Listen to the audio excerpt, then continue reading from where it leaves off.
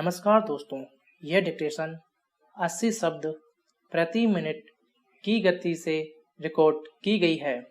Dictation शुरू होने में शेष हैं 5 सेकंड। स्टार्ट। हरियाणा के गृह और स्वास्थ्य मंत्री अनिल विज के कोरोना संक्रमित होने की खबर से स्वाभाविक ही सवाल उठने शुरू हो गए हैं। भारत में बन रहे कोरोना विषाणु के टीके कोवैक्सीन के तीसरे चरण के परीक्षण में उन्होंने खुद को वॉलंटियर के तौर पर पेश किया था। टीके की पहली खुराक उन्होंने पिछले महीने के अंतिम सप्ताह में ली थी।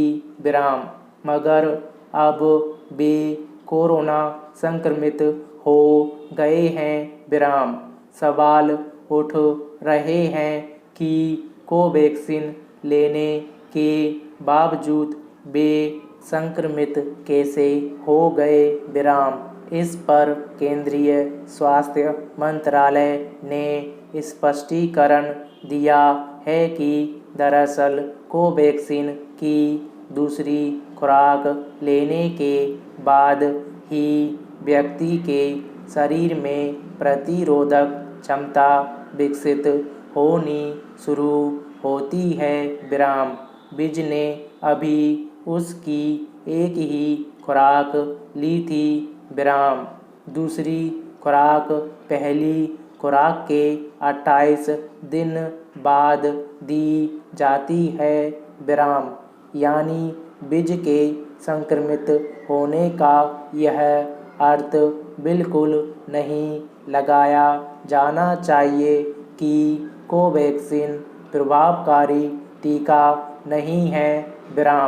इस घटना से कुछ लोगों के मन में इसलिए सवाल उभरने शुरू हो गए हैं कि पिछले दिनों सीरो संस्थान और ऑक्सफोर्ड टीकों के अंतिम चरण में एक व्यक्ति पर प्रतिकूल प्रभाव देखा गया था।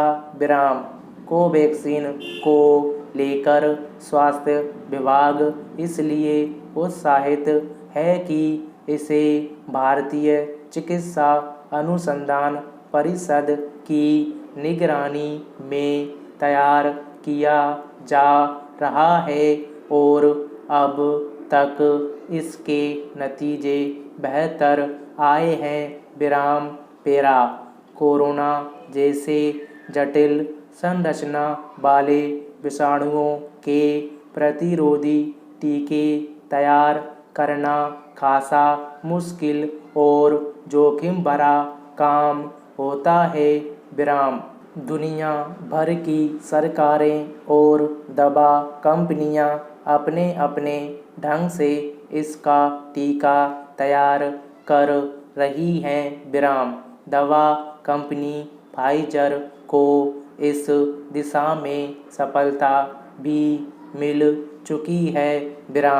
मगर भारत जैसे सघन आबादी और अपेक्षित संसाधनों की कमी वाले देशों में उस टीके का उपयोग संभव नहीं है। ऐसे टीकों को एक खास तापमान में रखना पड़ता है, वरना उनका प्रभाव खत्म हो जाता है। कई बार उसके प्रतिकूल प्रभाव भी नज़र आने लगते हैं। इसलिए हर देश की कोशिश होती है कि वह अपने वातावरण के अनुकूल टीके तैयार कराए। कोवैक्सीन इस मामले में कारगर साबित हो सकती है। अब यह परीक्षण के तीसरे चरण में है। इसका कोई दुष्प्रभाव नहीं देखा गया है विराम। इसलिए अभी से इसकी गुणवत्ता को लेकर सशंकित होने या इसकी कामयाबी को प्रश्नांकित करने की जरूरत नहीं समझी जा सकती विराम।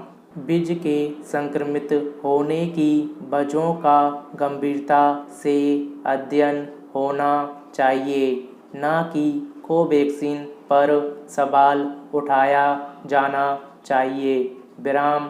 पेरा।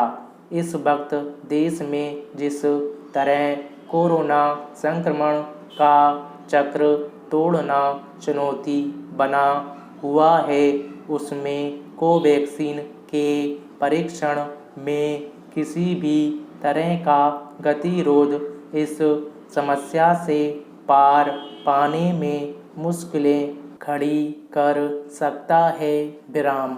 हर टीके के परीक्षण में कुछ नतीजे प्रतिकूल आते हैं विराम, मगर इसका यह मतलब कतई नहीं होता कि वे टीके ही बेकार साबित हो जाते हैं विराम।